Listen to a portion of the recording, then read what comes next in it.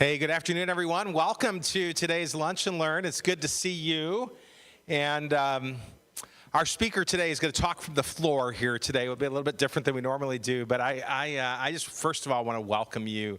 This is a heavy topic we're going to be hitting today. It's how does the church kind of respond to and help fight exploitation and human trafficking? And our speaker today has been working in this area for a long time, and I'm going to introduce her in just a little bit. I want to let you know just about a couple of things that are coming up, some things maybe you saw scrolling on the screens. Next week, we've got a local outreach that's going to be happening. So we're not meeting here on Thursday. But if you do come on Thursday, there's an opportunity for you to get involved in something that's part of our Worldwide Week. And we're partnering with 10 local organizations that are doing incredible things around the Twin Cities to make an impact in our community. And Wooddale Worldwide has a deal on this, wooddale.org/local adventure, where you can sign up and you're not going to know where you're going. You're going to get in a bus with a bunch of other people and you're going to show up. And it's kind of like the Amazing Race. And you're gonna show up at this place, and on the way there, you're gonna learn a little bit about this organization and what they're doing, and you get to be part of a project or something that day that's gonna make an impact. And then you come back here and you're gonna debrief that, and you get to do all of that in about 2.5 hours. And so there's more information. We've got 4 different dates for that. I'll be on all 4 of those adventures next week, and can't wait to be a part of that. But just want to encourage you to come out next week. This next week at Wooddale is going to be an amazing week as we hear from global partners who are making a huge impact all over the world. Next up, we've got, I think, is it Reengage? The next slide here. After, what's next?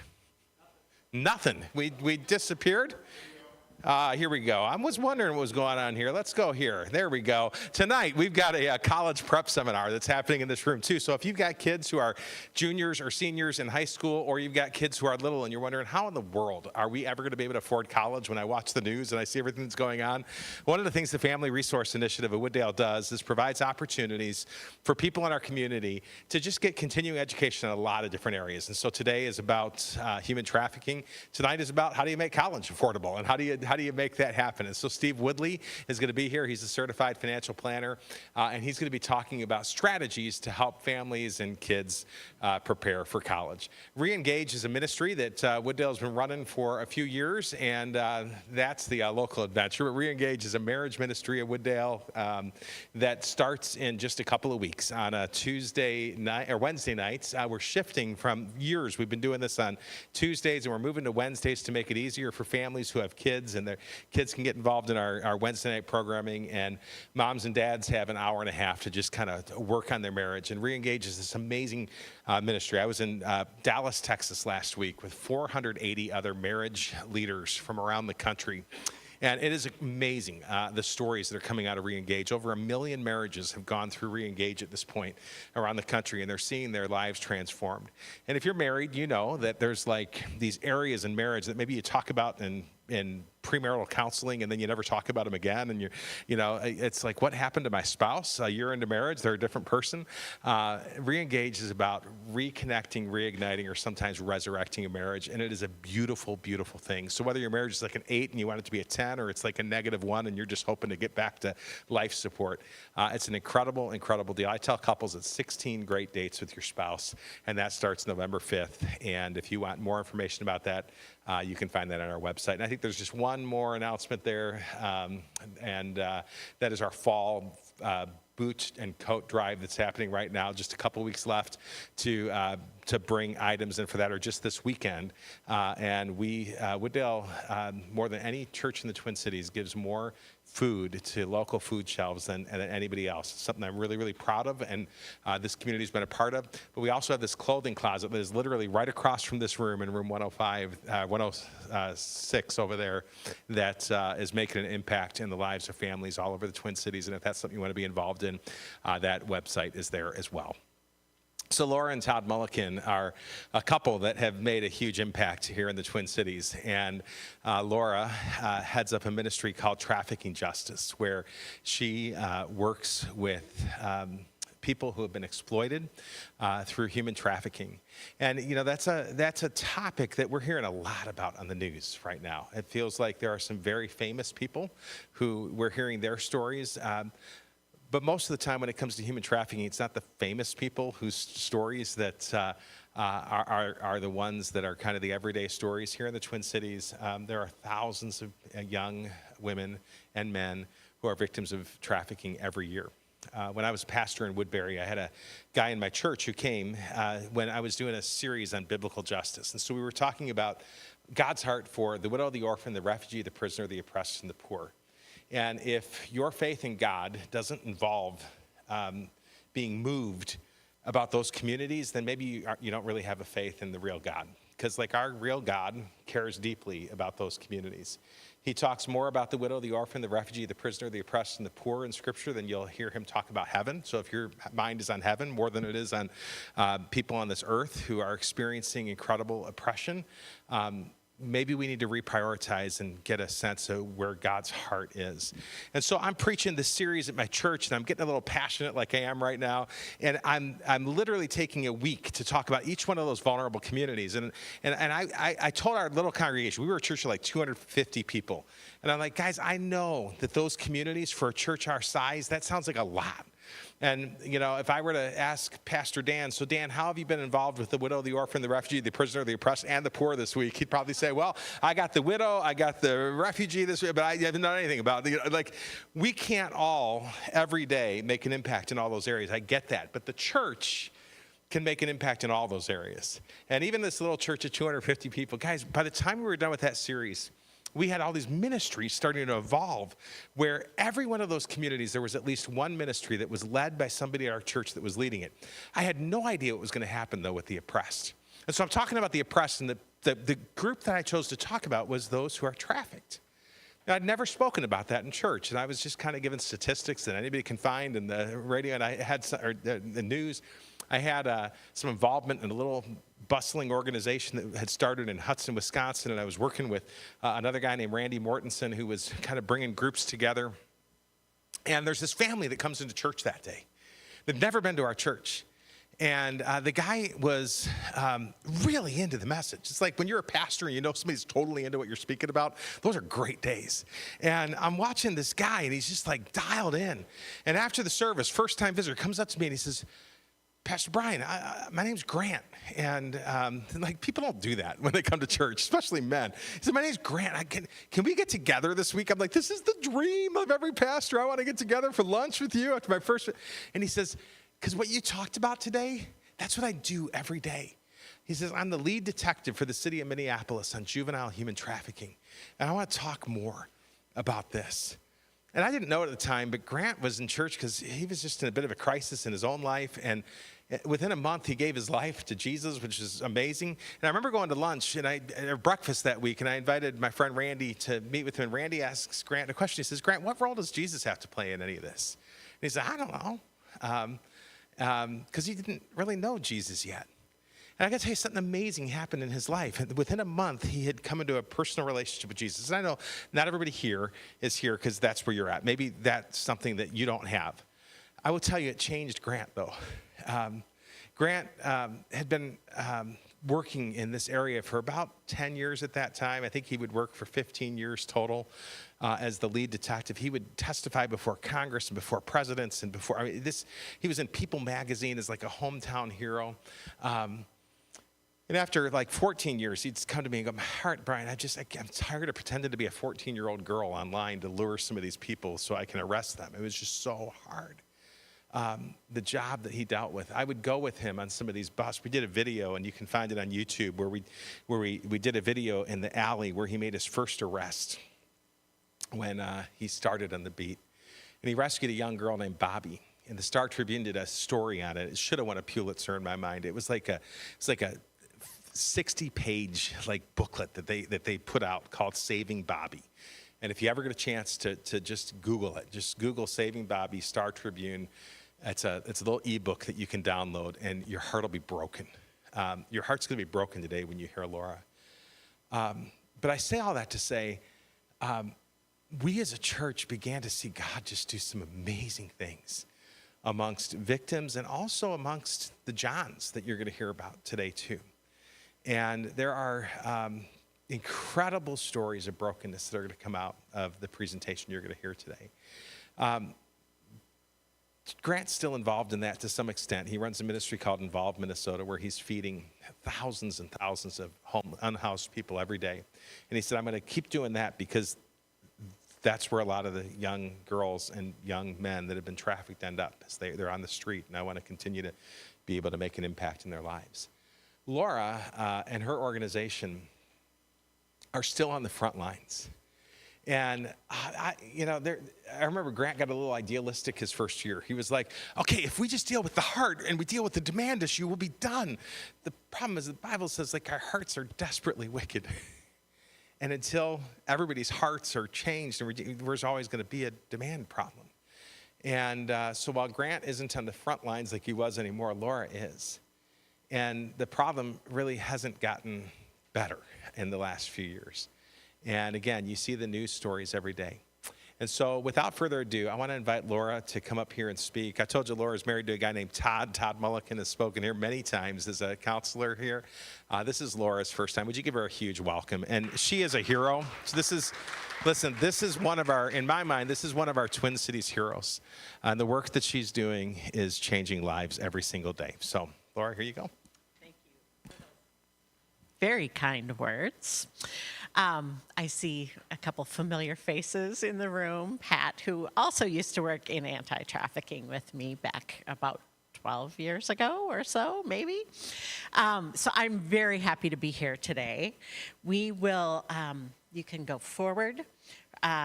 Who I am, I serve as the executive director of a local Christian nonprofit here in the Twin Cities called Trafficking Justice. And we were founded out of the missions team, or birthed out of the missions team at Hosanna Church in Lakeville about 12 years ago. And I began volunteering with them, and eventually they became a launch ministry to become our own 501c3 nonprofit. We work to prevent and create awareness around the topic of exploitation and trafficking. We come alongside of mostly Christian families whose kids or a family member have experienced grooming online or problematic sexual behavior because they were a child who was exposed to pornography at a very young age.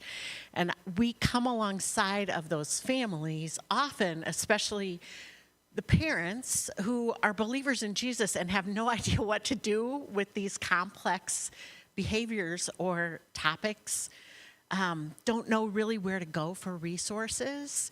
And often those conversations will involve this. And I'd like you to keep this kind of at your front of your mind.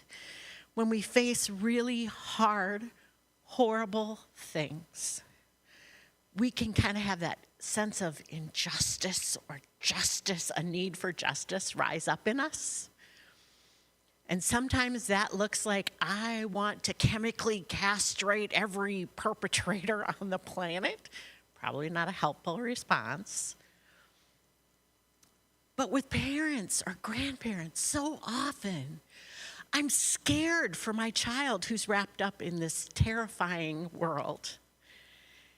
And what I say is, I understand that you're fearful of what your kid is mixed up in right now, or the person who has their hooks into your child right now. But in your fear, which is understandable, when you are trying to correct or steer them in a different direction, your child or grandchild is often hearing your fear as anger. And they can't hear anything but your anger at their situation or them. So I work with parents and grandparents, or siblings even, or youth pastors, to help them learn ways to let their love be louder than their fear. So I want to applaud you for being here today, because we are stepping into territory that feels fearful, scary, makes us mad. And sometimes we just don't want to look at hard things. So today, thank you for leaning in for just a short period of time at things that are hard to look at. For those of you who like to know where we're going, because, you don't like to be surprised, like the Wooddale missions bus, that might be a bridge too far for some people. So today we're going to learn just some basics on trafficking and exploitation, and then what it looks like here in Minnesota, or the Twin Cities particularly. We'll try and leave time for some questions and answers and give you some next steps or helpful resources. And I will just say up front, if any of you have ever seen my husband present, he's like extrovert on steroids, right? I'm an introvert, but I also do not mind interruptions. I find them stimulating. So, in this context, let's be clear. So if you have a question or a clarification, feel free to just raise up your hand. So what are human trafficking, sexual exploitation, sex trafficking? Those are big words. Are they really different from one another?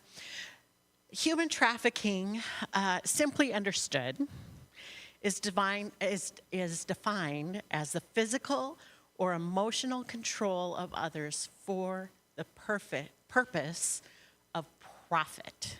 So if it falls under trafficking, there's somebody who's profiting from the sale or exploitation or sexual abuse of another individual.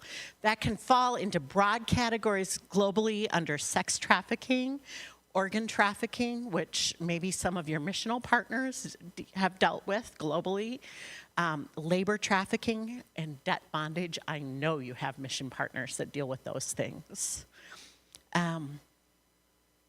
Let's go to sex trafficking is set apart from other sexual exploitation. So there in trafficking versus exploitation, there is always, and sometimes there is in exploitation as well, but there's always a third party involvement. And under the legal definition, there needs to be either force, like I'm forcing you to do a sex act, fraud, like I've tricked you into it. Maybe I've sent you a modeling contract, and then you get into that modeling contract and it's actually being sold for sex or filmed for pornography, or coercion. So threats of harm to family or pets. I'm going to tell your grandma. I'm going to send pictures of you to your church youth choir. That kind of coercion is used as leverage. But if a person is under the age of 18, under the federal definition of trafficking, you don't need to prove force, fraud, or coercion. That's a lot of words, a lot of legal. I don't know how many lawyers we have in the room. I want you to think of sexual exploitation as a big umbrella that sex trafficking is part of. So under sexual exploitation, think about exploitation like somebody else is using a human being for their own sexual gratification or profit. Does that make sense? So I'm getting somebody else, and what do I have to do that? I have to look at you as an object or someone of no value or little value as a human being, as an image bearer of God. Does that make sense? Because I can't treat you like dirt if I really see you as God's child, as God's beloved. So with exploitation in Minnesota, we see homeless teens every winter when the temperature dips below zero. And we'll have somebody who will offer a teen a place to stay overnight or a warm hamburger at McDonald's to get out of the cold in exchange for a sex act. That would be exploitation.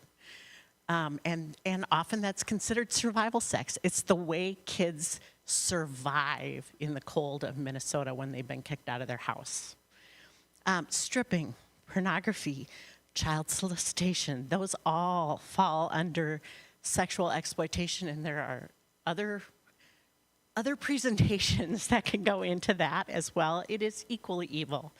Prostitution would be separated from sex trafficking in that the person who is selling themselves versus being coerced or sold by another person. And then sex trafficking, they are under the control of someone who is selling it. I think a sobering way to look at this is that this falls under what I call a trafficking triangle. So think about our society. We are built on commerce, right? And just a really cold, clinical way of looking at this, hopefully sobering, is that we have a buyer or a John. They are the demand. So there's a product that they are demanding. They want a service to be filled. And then at the other top of that triangle, we have the seller or the pimp or the trafficker, the person who is selling the sexual services of an individual.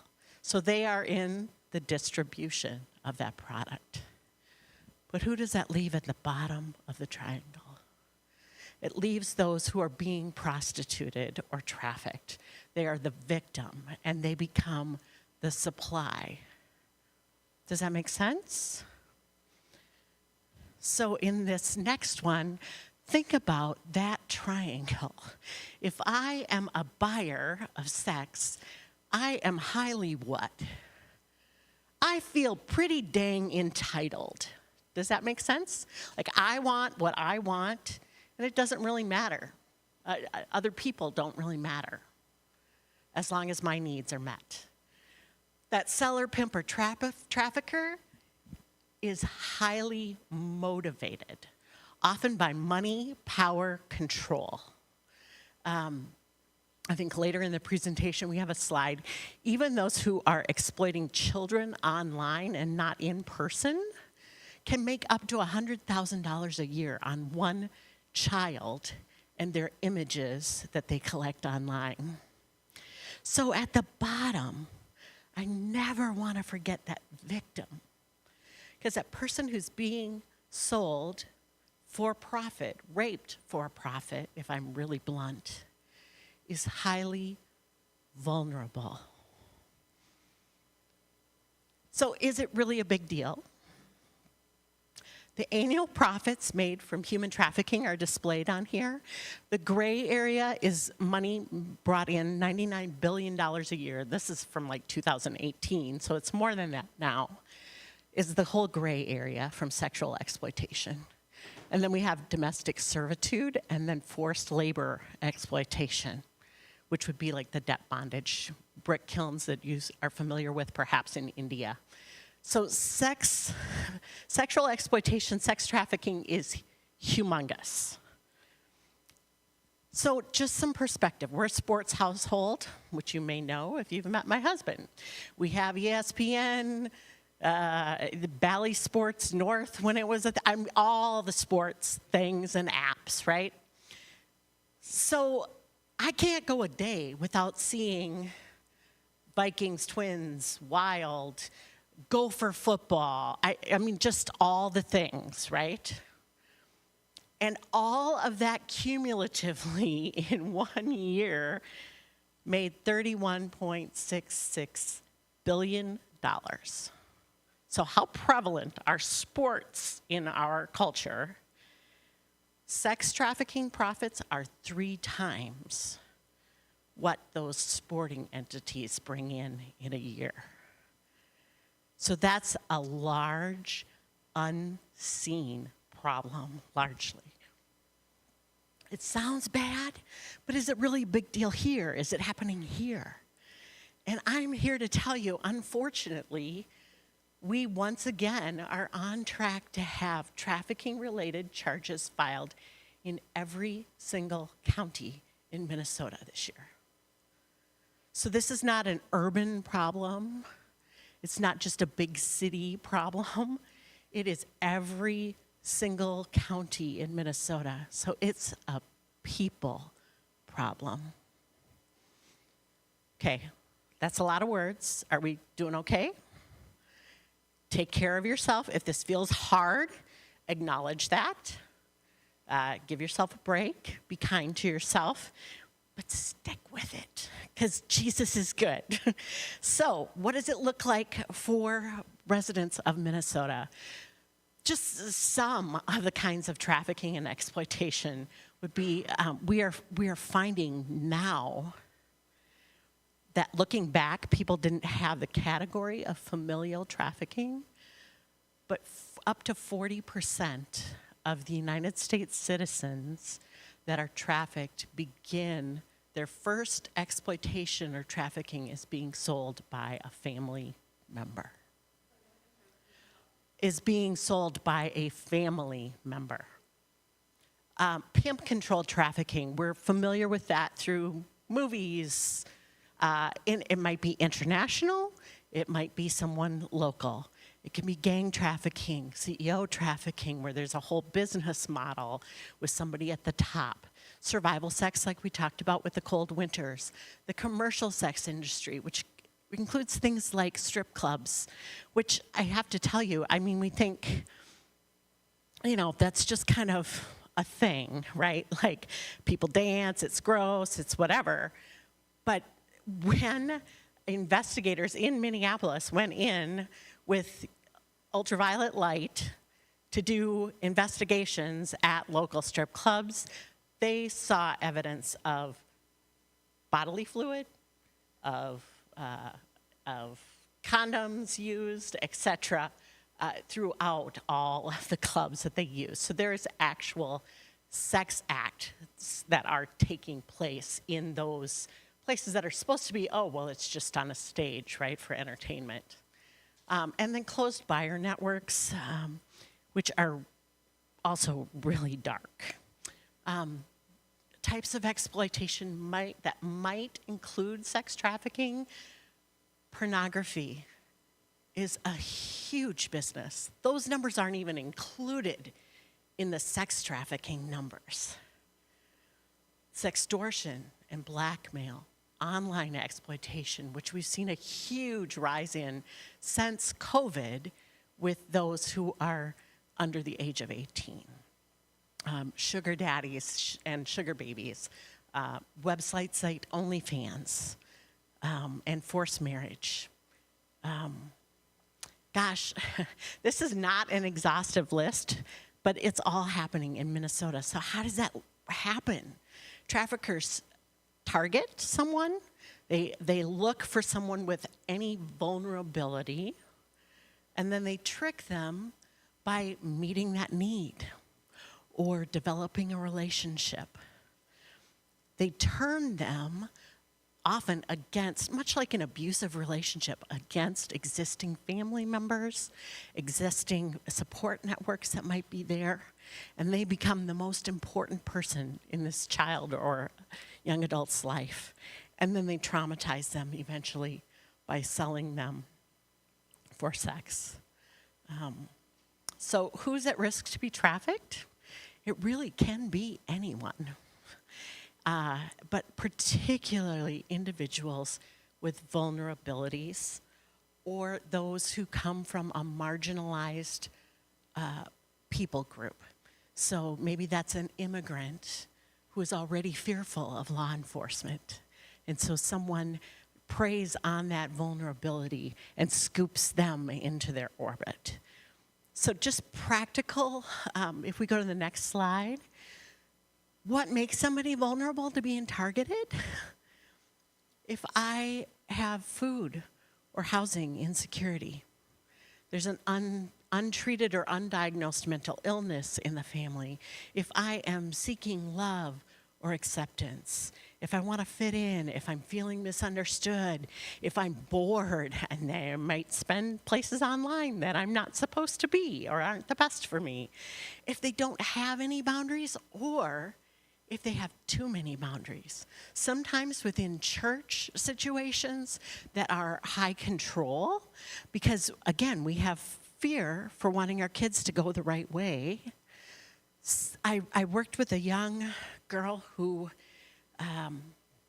was from a well-known congregation here in the Twin Cities, very conservative parents, well-meaning, but in their fear, they made every decision for those children growing up. They didn't teach the child how to make wise decisions. They wanted to cocoon them and make decisions. And there was also kind of this back and forth, like dad was really strict authoritarian, and mom, in this instance, kind of would bend the rules, like she would do the kids' chores for them so they didn't get in trouble with dad when he got home. So they kind of had this, sometimes it's okay to break the rules. And this child ended up being groomed online for a very long period of time, unbeknownst to the parents, in a game chat room. Minecraft, pretty harmless, right? But the chat room isn't always harmless. And she couldn't distinguish that this man, who she eventually went off to meet, was not truly loving her, because how she experienced or how she understood love growing up is that you're told what to do. You're controlled along the way. You're told what you can wear or how you can behave, those kinds of things. And that was how she experienced love from her parents. And so this trafficker, she was convinced, loved her because he also was exerting control. Does that make sense? So it's kind of flipped. It's not always what we expect. Sometimes kids just feel insecure or they're lonely. Sometimes there is unaddressed addiction within the house, which leaves a child vulnerable. So if we look at this list, every single one of us, if we go back only as far as middle school, has experienced more than one of the things on this list, right? Every single one of us could potentially be targeted. So we need to have compassion. Online grooming can take place quickly or over an extended period of time. And this is the one that I've seen a real rise with church kids particularly. Predators make it their business to find out what a child hopes for, what they dream about, and what they're hurt over. And then he exploits, or she exploits them. I can pretend to be anyone online. So sometimes kids think they're talking to another 12-year-old when they're 12. And they're actually talking to a 33-year-old pervert. Does that make sense?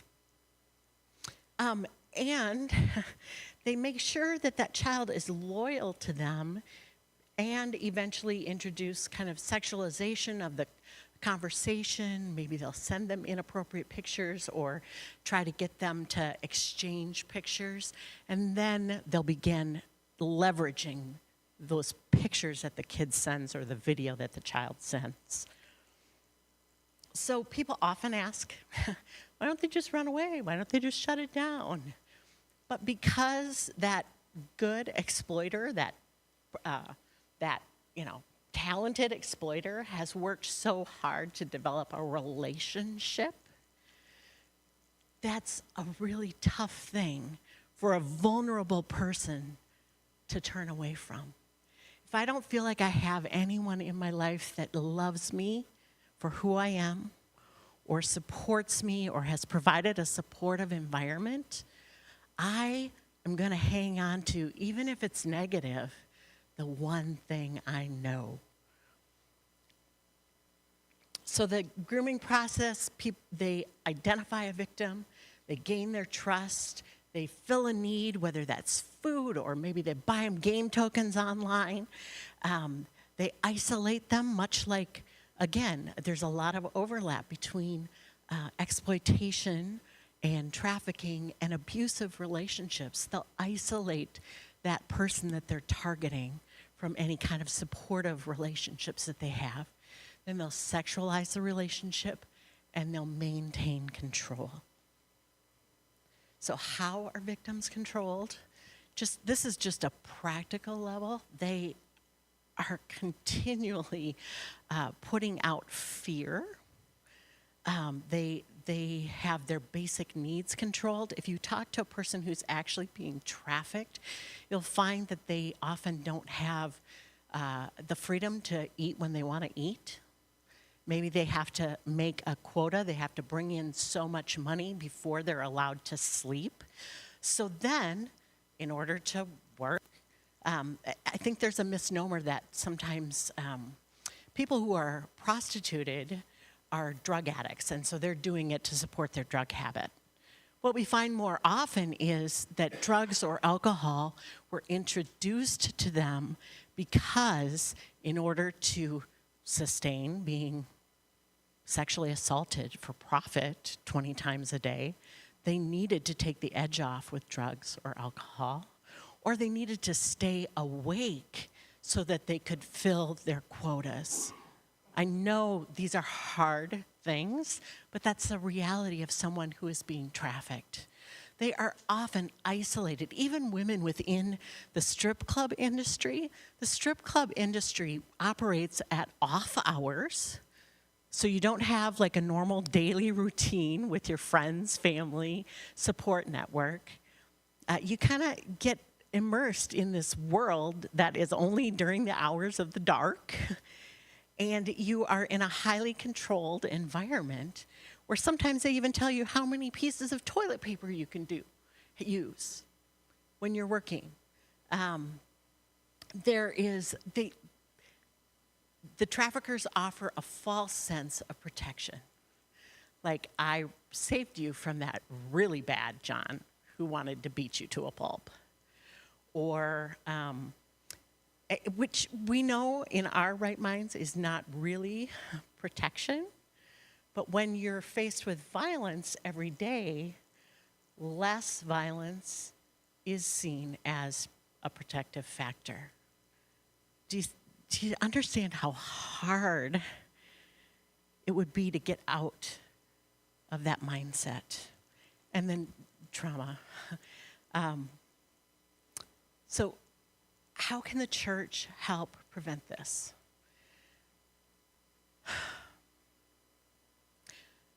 I want to say that when you're involved with mission partners here at Wooddale, like I saw a slide when I first came in the room where you're collecting coats and outerwear for kiddos. Every time you cover the vulnerability of a child, like providing a warm winter coat in Minnesota, you are involved in prevention. Every time you reach out to a family who's at risk of being evicted or unhoused, you are covering a vulnerability. I can't tell you how many moms have gone back, even after they're out of the life of being prostituted, because they knew CPS was going to get involved, or whatever it's called now, Child and Family Services, I think now, because CPS was going to come and take their kids away for not having a warm winter coat. So she goes out on a weekend, turns some tricks, sells herself, so she has the money to buy the coats for her kids so she can keep them. So every time we cover vulnerabilities, we don't know what we're doing to actually prevent exploitation. I also think about families facing eviction. There are horrible, creepy landlords out there that will sometimes knock money off of rent if I, as a mom, will sell my child, boy or girl, for sexual services to that creepy landlord. So when we're involved in those missional partners, we are involved in prevention. But how can we even know? We're going to go one more. How can I know if someone might be exploited or trafficked? This is something churches should know, these things.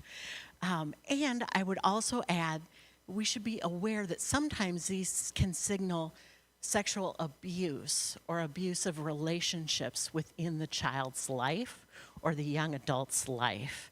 So they're not necessarily like, I saw that bruise, so now I'm going to jump to trafficking. That's not necessarily the case, but cumulatively, these can be some warning signs to watch for. So people begin to withdraw from family or friends. You're feeling like they're more isolated or controlled by that individual that they're in a relationship with. Significant mood changes, which sometimes, again, is a sign of a mental health struggle, not necessarily abuse of some sort, but it can also signal the stress that they're under.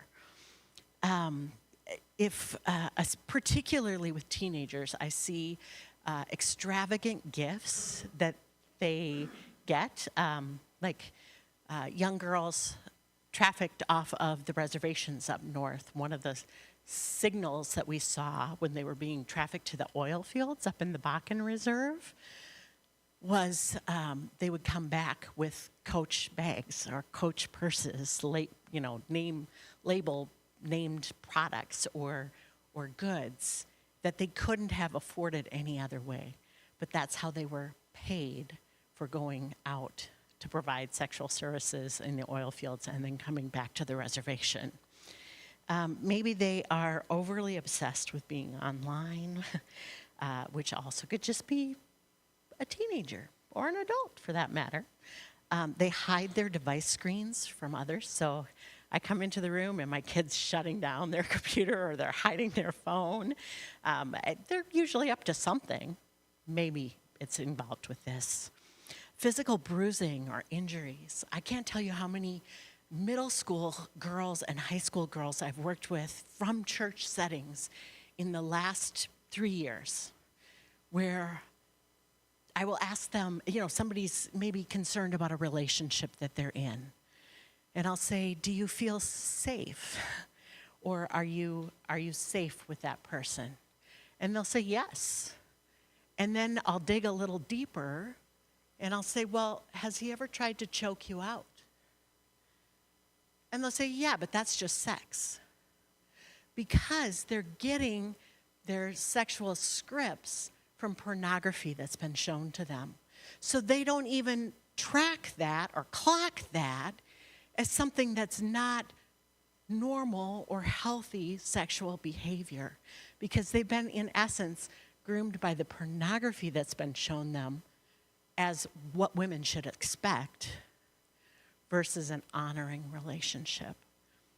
So when you notice bruising or injuries, especially multiple times over time, for little kids who start to exhibit sexualized behavior, again, that could be the sign of childhood sexual abuse as well. Unexplained tattoos. Sometimes they're responsible to be available 24/7 to the person who's controlling them. So they get extremely, out of control, upset when they don't have access to their devices. If it's a person who's being prostituted, key phrases that you might hear are in the life, turn a date, he's a trick, daddy, boyfriend, wifey, sponsor. Those are all kind of key phrases that are used in the life. And what can the church do to help? Have you ever been tolerated by somebody? I think the church likes to say we're tolerant sometimes. I don't like being tolerated. I like being seen, valued, loved. So express love, express curiosity, not just tolerance or even distaste or disgust. Brene Brown's got some great short videos out on the difference between empathy and sympathy. How can we lean into someone's story versus oh, you poor thing. Have at least a basic understanding of trauma, which is a whole nother day, and understand what it looks like when somebody is triggered or dissociated, where they kind of space out because what's in front of them has put them in a really hard negative headspace. and curiosity versus judgment. I think about Jesus, how many times he asked questions versus just pronouncing what was wrong with people. He drew them in, and we should be doing the same. Let's skip that one. And time. Okay, let's skip that one too. I'm going to do this, and then we're going to do all questions. And maybe we'll go back to the video if we have time. How to report. If you see something, say something. If you are volunteering with greeting on a Sunday morning, or you are volunteering with youth work here in the church, because it happens in the church as well as outside of the church. Don't intervene directly. Say something to your staff person here, who would be the point person.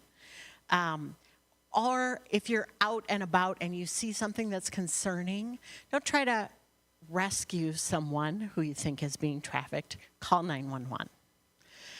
If it's here in Minnesota, rather than the National Trafficking Hotline, which I used to recommend, I instead recommend the Minnesota BCA, Bureau of Criminal Apprehension Trafficking Hotline. They are much more responsive, and they know the resources that we have here in our state. And then the next slide, I just did a little screenshot. That little corner, Simply Report, there is an app that I highly recommend that has only been out this year. And it is put out, and it is, in my opinion, better than the National Trafficking Hotline. It is an app that has managed to please both law enforcement individuals and protect the safety or anonymity, if it's required, of trafficking survivors or victims. So they've got kind of a 2-track reporting system that I really like, and they've got some great videos for education as well. Resources, these are 2 books that I will do, if we go to the next one, I will walk through them with you if you want. They're both short, very helpful, very impactful, written from a Christian perspective. And I will take groups through them online if you want to do a Zoom small group or something. But those are great resources, and I'll share these with Brian so you can send them out afterwards. And then the last 2 that I would recommend, if your kids, if you have kids in your life, grandkids, kids, and they are begging for a phone, delay, as long as you can.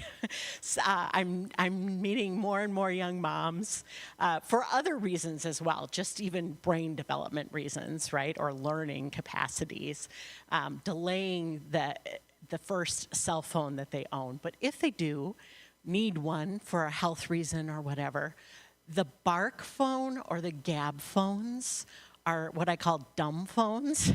So perpetrators can't get to your kids on those phones. You have more control as a parent over who they can call, who they can text, who can reach them, those kinds of things. And then the second would be, I recommend this for any family ministry, The Culture Translator by Axis, A-X-I-S.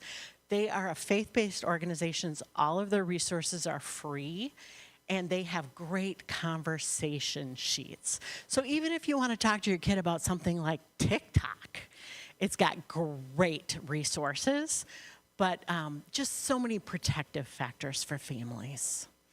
And then if you want to contact me, I have business cards up here, or we have the little black sheets for the advocacy on your tables. So thank you. That was like a fire hose. I recognize that. If you have any questions, clarifications, things you want to add, I would welcome them.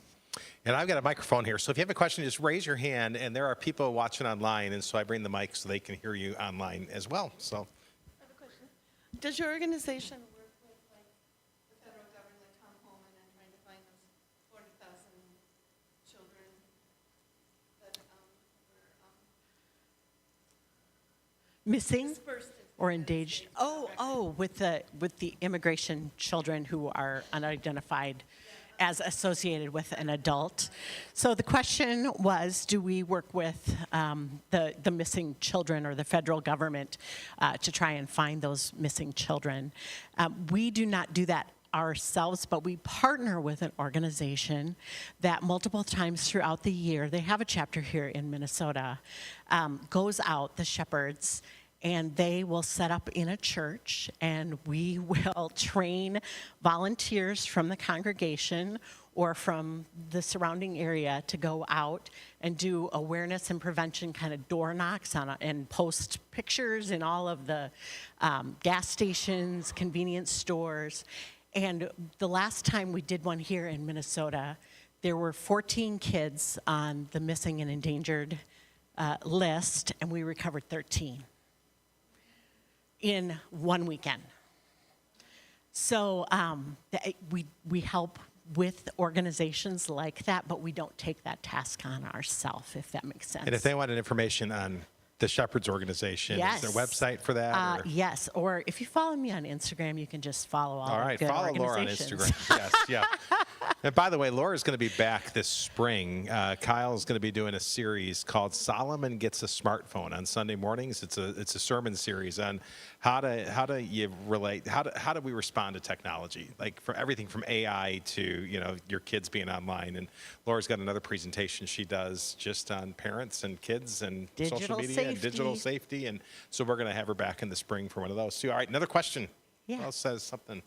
Yeah, Pat, I'm going to bring this to you again. It's just so they can hear you online. All right, first of all, what is the average age of a prostitute? Ooh, what is the average age of a prostitute? I think the question that's probably asked or studied more often is the actual age of entrance into prostitution or being prostituted.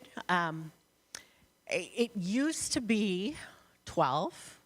Now they're actually finding it's more between 14 and 16. However, we've also added this influx of people who are self-reporting that they were actually trafficked first by a family member, often in a closed kind of network setting.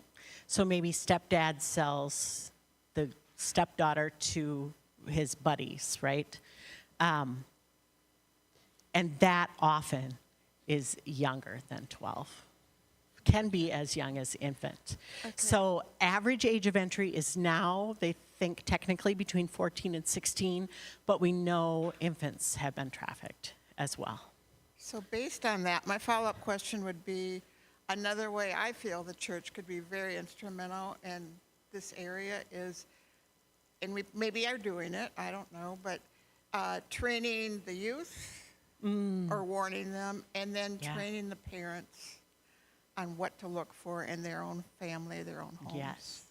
Are there programs that you would recommend for that? Yes, we partner with other organizations that go into church youth programs and do trainings, because often kids are the ones that are, especially teenagers, are the ones that once they know what to look for, will recognize signs of abuse, exploitation, trafficking, and then we train them on how, if you see something, how do you say something? We've also developed, for the Catholic diocese here in Minnesota, a training that I go out and talk to parents about childhood sexual abuse prevention and then digital safety. That's part of their requirement of the diocese to actually bring that training to their fifth graders and all of the fifth graders' parents, which unfortunately is too late sometimes. Thank you. I have a couple questions for you. Yeah. Just really close to your mouth. Okay. The first one, I got to thinking about, how shopping malls have security agents looking for shoplifters. Is there a need for volunteers to be in locations where potentially you would be seeing some of this activity going on, where you could be, kind of incognito, but keeping an eye out? And, is that something anyone is doing? That's a great question. I think there has been a resistance by law enforcement or security organizations that, like things at the Mall of America or the public library or something. There's this kind of hesitation on the part of law enforcement to have rank and file citizens like you and I out, because sometimes those of us who are wired with those protective factors can feel a little too vigilante-ish or want to take justice into our own hands. So I think there's been a hesitation to organize that. I would say you, having heard this presentation, are now equipped to keep your eyes and ears open as you move through all areas of your society. I came across someone who was turning tricks in a public library bathroom and was able to report. So just pay attention, get to know, review those warning signs, and if you see something, say something. So you are better equipped now. You've perhaps got some more learning that you want to do, like read one of those books or something. But you can do something without it even being organized. Does that answer your question? You know, my other question is, this past early fall, I was at a Indian reservation. They're in the second poorest county in the country. And as you were saying some of the danger things, I started thinking, okay, extremely poor, very isolated. They're next to Glacier National Park in Montana, extremely isolated from everyone, extreme poverty there, as well as I'm not sure if the regular police force for the United States has any jurisdiction there. So potentially setting them up, it started to kind of like, yikes, they could be definitely set as a target, I would think there. Do you have any knowledge about, Indian reservations, if that's? Yeah, I would say, sadly, the case is because of cultural norms that have become epidemic sometimes across our native populations. We find higher rates of childhood sexual abuse. We find higher rates of alcoholism and drug use. We find higher rates, and again, this is nothing against a group. This is just statistically from their own Bureau of Indian Affairs. Higher rates of sexual assault and child sexual abuse, which are all risk factors because they've normalized this instability in their growing up years. Those people are more vulnerable to being trafficked. So per capita in the United States, women and boys of color who are either Native American or African American are trafficked at higher rates than white or other ethnic identities, I want to say. The other that we see trafficked at higher rates are those who are vulnerable because they are immigrants from other countries. So that's not to say that it doesn't happen to just kids in our youth group here. It can, but at a higher rate for those who are Native or of color. For those of you from Wooddale, and that question about Native Americans, Ryan and Kristen O'Leary are some of our global partners that will be here next week. Oh. And they work specifically with that and with missing and exploited women within tribal areas here. And so Ryan and Kristen O'Leary, you can find out about them online too. But yeah, so there you go. Just a real quick question. I've heard, what is the life expectancy of a young child caught in sex trafficking? I've heard 7 years on average. but I don't know. And that is from a study that was done about 20 years ago. The average life expectancy of a woman actually caught in being prostituted is 7 years. We know a lot of them do make it out, but I attend a vigil every year in the spring in St. Paul for women who have been in the life, who were survivors, who have been murdered or have died to overdoses. I mean, they're just... Suicide, yes. I mean, as you can imagine, that the trauma that you would sustain from being sold anywhere from 3 to 30 times a day sometimes, that takes a toll on your body, on your health, STDs, residual health things, mental health. It takes a huge toll. So again, seeking to understand and leaning in to cover vulnerabilities and to be kind. Can you imagine being caught up in some kind of an abusive relationship or being trafficked and someone extends kindness, compassion, understanding versus judgment or an insensitive question about why are you doing this, right? I tell kids all the time when I do youth trainings, instead of saying, dude, what is wrong with you? Think, dude, what happened to you? That's what I would leave you with today. Thank you so much for leaning in and doing a hard thing today. Laura, incredible job. Thank you. Thank you for leaning in and for leading in this ministry. And, you know, Trafficking Justice is something that others can be involved in as well. And they do trainings, and we need more people doing what Laura is doing. There's just not enough. And when you look at that demand, when you look at just, again, when you compare it to all the professional sports like you did and the money that is being generated, we need advocates out there. And it takes special people who are, again, willing to lean in and to do the work ahead of time and to understand trauma and to understand all of that stuff. But there are victims who need people to come alongside of them too. And, you know, I think about Bobby's story, which I started with Grant.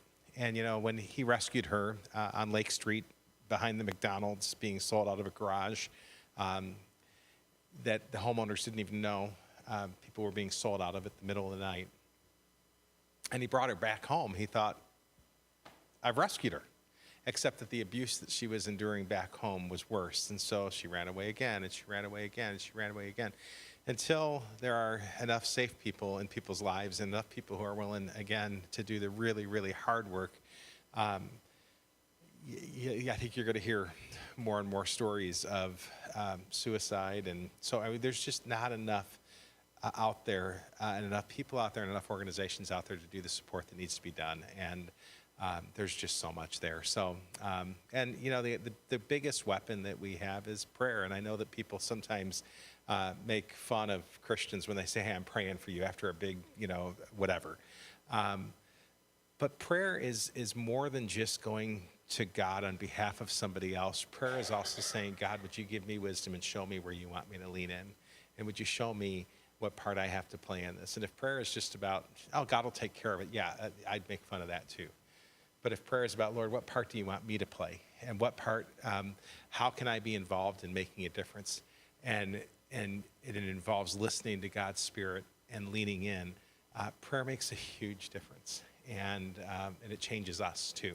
And so we have to leave sometimes people in God's hands that we're not prepared to work with, and trust that those that are going to be there. But sometimes that prayer is going to help us take that next step. So if you've got questions for Laura that you want to ask one-on-one, please, afterwards, you can stick around for a little bit and feel free to ask one-on-one. Thank you for being here. We do not have the Lunch and Learn next week, but we do have a great adventure on Thursday morning if you're interested in being part of that. And then 2 weeks from today, we're going to be talking about how do we let go of those resentments that sometimes we have in life, and looking forward to that. Okay, have a great week. Thank you.